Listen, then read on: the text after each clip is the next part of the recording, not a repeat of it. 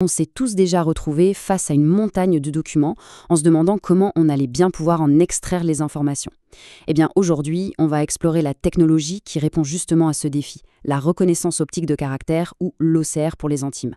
Comment est-ce qu'une simple image peut se transformer en données qu'on peut vraiment utiliser? C'est exactement ce qu'on va décortiquer ensemble. Mais avant de sauter sur la solution, il faut bien comprendre le problème. Un problème que, franchement, beaucoup d'organisations connaissent par cœur. Gérer un volume colossal et parfois complètement fou de documents.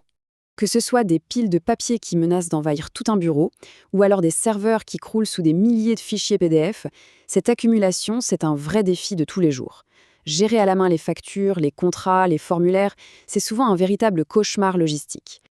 Et voilà, on touche au cœur du problème. Chaque information recopiée à la main, c'est potentiellement une erreur qui se glisse. C'est du temps précieux qui part en fumée, et au bout du compte, c'est un coût bien réel pour l'entreprise. Bref, c'est un frein direct à l'efficacité et à la croissance. Alors face à ce défi, il y a une technologie qui s'impose comme la réponse moderne, l'OCR. Voyons un peu comment ça marche. Pour le dire simplement, l'OCR, c'est un peu comme un super traducteur. Il prend un document que seul un humain peut lire, une image, un scan, et il le transforme en un texte que les ordinateurs peuvent, eux, comprendre, analyser et utiliser. Et là, la transformation est radicale. Ça n'a plus rien à voir. Avant, on avait une image morte, statique, impossible de faire une recherche dedans. Après, on obtient des données vivantes, dynamiques. Un document qui était juste une photo devient une source d'information dans laquelle on peut chercher et dont on peut extraire les données automatiquement. C'est un changement de paradigme complet. Et cette citation d'IBM le résume parfaitement. Le but, ce n'est pas juste de lire, c'est d'intégrer l'information pour la rendre utile, la stocker, l'analyser. L'OCR, c'est vraiment le pont entre le monde du papier et le monde des données numériques. Bon, d'accord, mais concrètement, ça donne quoi? Quel est l'impact de cette technologie pour une organisation au quotidien? Penchons-nous sur les avantages directs. Les bénéfices sont vraiment multiples. D'abord, l'archivage numérique devient un jeu d'enfant. Ensuite, on a une efficacité qui est décuplée parce qu'on élimine les tâches répétitives et sans intérêt. Troisièmement, on peut enfin analyser des données qui, avant, étaient bloquées dans des images.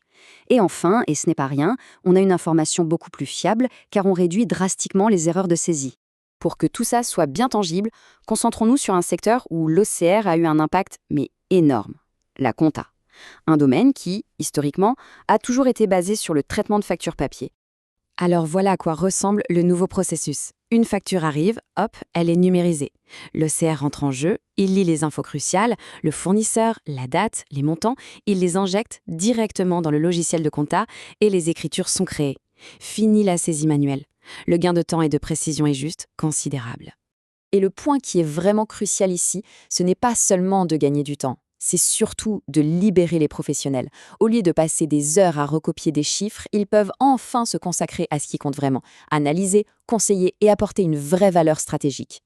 Ok, maintenant qu'on a vu le pourquoi, on va s'intéresser au comment. On va un peu ouvrir le capot pour démystifier cette technologie en la décomposant en quelques étapes clés.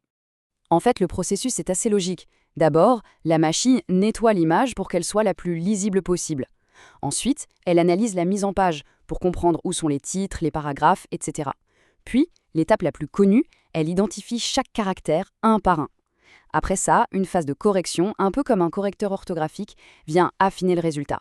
Et enfin, tout est assemblé proprement dans un fichier qu'on peut enfin utiliser. Mais attention, l'OCR, ce n'est pas une baguette magique. Pour avoir une vision honnête et complète, il faut aussi comprendre ses limites actuelles. Sans surprise, la qualité de l'image de départ est primordiale. Un document flou, mal éclairé, ça va forcément donner un résultat médiocre. Ensuite, l'écriture manuscrite, surtout si elle est un peu créative ou illisible, ça reste un défi de taille. Et enfin, la grande diversité des formats de documents peut vraiment compliquer l'extraction si le système n'a pas été bien entraîné pour les reconnaître. C'est précisément pour ça que, surtout quand les enjeux sont élevés, comme en finance par exemple, une supervision humaine reste indispensable. La machine fait le gros du travail, elle propose une extraction, mais c'est un opérateur humain qui valide pour garantir une exactitude à 100%. La philosophie aujourd'hui, elle est très claire. L'OCR est un outil pour augmenter les capacités humaines, pas pour les remplacer. La meilleure approche, c'est la collaboration entre l'humain et la machine, là où chacun fait ce qu'il fait de mieux. En conclusion, l'OCR a vraiment transformé le simple document papier en un puissant levier numérique. Et la technologie, elle, continue d'évoluer à une vitesse folle.